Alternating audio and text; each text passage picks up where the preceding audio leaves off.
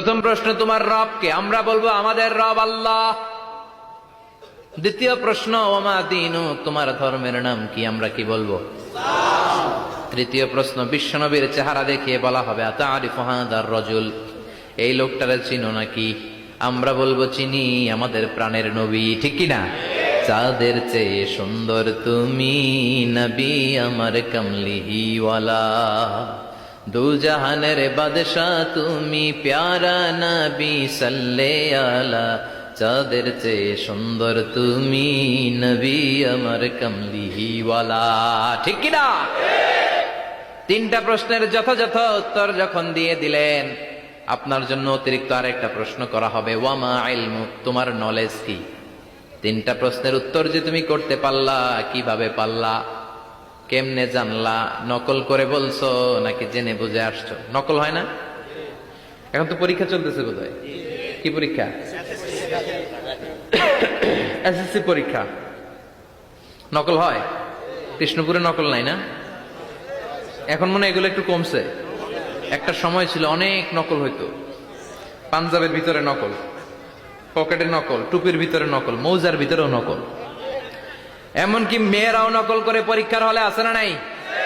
স্কেলের মধ্যে লিখে নিয়ে যায়, হাতের মধ্যে লিখে নিয়ে যায়, ওড়নায় লিখে নিয়ে যায়, কাপড়ে লিখে নিয়ে যায়, আছে না নাই? ফেরেশতারা বলবে নকল করছো নাকি?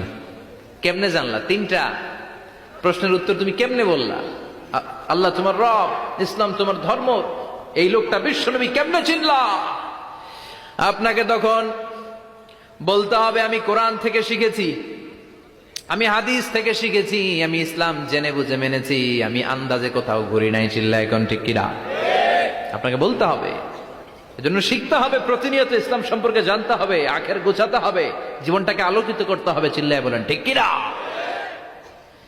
চারটা প্রশ্নই যখন হয়ে গেল, ফেরেশতারা বলবে আহলান ওয়া সাহলান ওয়া মারহাবান বিক, খোশামদেদ, কংগ্রেচুলেশন, খোশামদেদ, কংগ্রেচুলেশন, সব প্রশ্নের উত্তর তুমি পেরেছ। ফায়ুফসাহু লাহু কবরুহু ৭০ যিরান, আপনার কবরটারে ৭০ হাত লম্বা করে দেয়া হবে। ওয়া ইফতাহু লাহু বাবুন ইলাল জান্নাহ, আপনার কবর থেকে জান্নাতের দিকে দরজা খুলে দেয়া হবে। ওয়া ইউলবাসু মিন লিবাসি আহলিল জান্নাহ, জান্নাতের দুইটা রেশমি কাপড়ের পোশাক এনে আপনারে পরিয়ে দেয়া হবে। আর বলা হবে নাম কানাউমিলা আরুস, ঘুমাও, sleep, you should get some sleep now, তোমাকে লম্বা সময় পাড়ে দিতে হবে, ঘুমাও। কানাউমিলা আরুস, যেমনি বর বাসর রাতে আরামসে ঘুম দেয়, বাসর রাতে যেমনি বর কনেকে নিয়ে মধুর ঘুম দেয়, তুমিও ঘুমাও, কেউ তোমার ঘুম ভাঙবে না। মালাক ইসরাফিলের, কিয়ামতের জন্য ইসরাফিলের সিংহায় যে ফুৎকার আছে, ওই ফুৎকার ছাড়া কোনো কিছুই তোমার ঘুম ভাঙাতে পারবে না। আলহামদুলিল্লাহ পড়েন।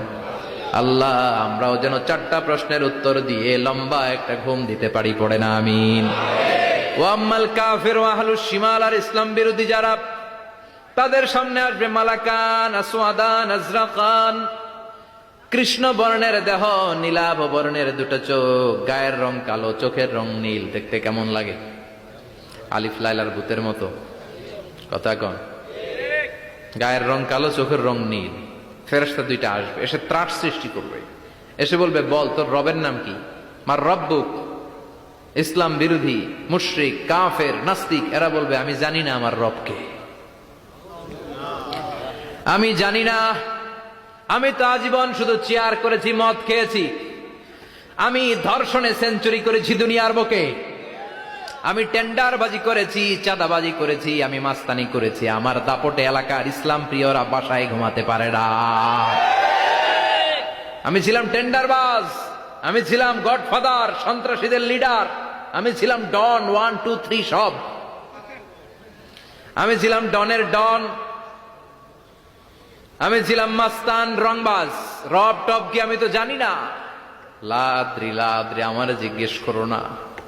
আবার প্রশ্ন করা হবে ওয়ামা দীনুক, তোর ধর্মের নাম কি? বলবে লা আদরি, আমার কোনো ধর্ম নাই, আমার কোনো ধর্ম নাই, আমি শুধু মৌজ মাস্তিতে ছিলাম, আমি আনন্দ ফুর্তি করেছি, ইসলাম নিয়ে আমার মাথা ব্যথা ছিল না, আজীবন ইসলামরে আমি বাস দিয়েছি। চিল্লায় বলেন ঠিক কিনা?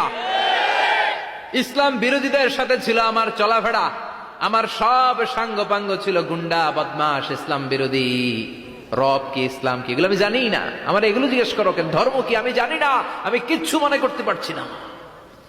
3 নম্বর প্রশ্ন করা হবে, আতারিফু হাদার রাজুল, দেখো তো এই লোকটারে চিনো কিনা? কয় না, চিনি না, তবে মনে হয় এই লোকটারে দুনিয়ার বুকে আমি গালি দিতাম, এই লোকটার বিরোধিতা করতাম, ব্লগের মধ্যে এই লোকটার ব্যাপারে কুৎসা রটনা করতাম, এই লোকটার কার্টুন বানিয়ে আমি হিংসা ছড়িয়ে দিতাম, এই লোকটার ব্যাপারে আমি এলাকার মধ্যে অপপ্রচার চালাতাম। ফেরেশতারা বলবে তাই? এই ছিল তো ডিউটি, দাঁড়া এখনই আমাদের খেলা শুরু, এখনই শুরু। ফায়ুতরাকু বিমাতারিক মিন হাদিদ, লোহার একটা হাতুড়ি দিয়ে মাথা থেকে পা পর্যন্ত পিটানো হবে, পিটিয়ে ওর গোশতর হাড্ডিগুলোকে থেতলে ফেলা হবে।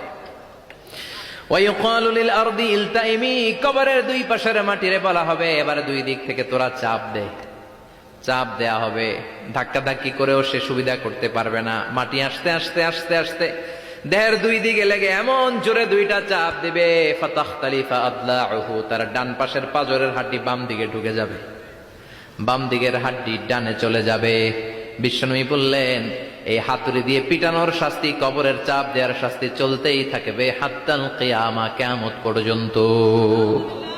আল্লাহ এই কবরের শাস্তি থেকে আমাদের বাঁচাও। আমরা এই আযাব পেতে চাই না, আমরা যেন ঠিকভাবে কবরের 4টা প্রশ্নের উত্তর করে দিয়ে লম্বা ঘুম দিতে পারি। আল্লাহ তুমি তৌফিক দাও। এজন্য আল্লাহ বললেন, গোলাম দুনিয়া নিয়ে পাগল হয়ে থেকো না, এই দুনিয়ার জীবন আসল জীবন নয়, আসল জীবন হলো কবরের জীবন। জোরে বলেন ঠিক কিনা? এই জন্য মাঝে মাঝে কবরে যাবেন, কবরস্থানে দাঁড়িয়ে চিন্তা করবেন এই জায়গায় আমারও আসতে হবে।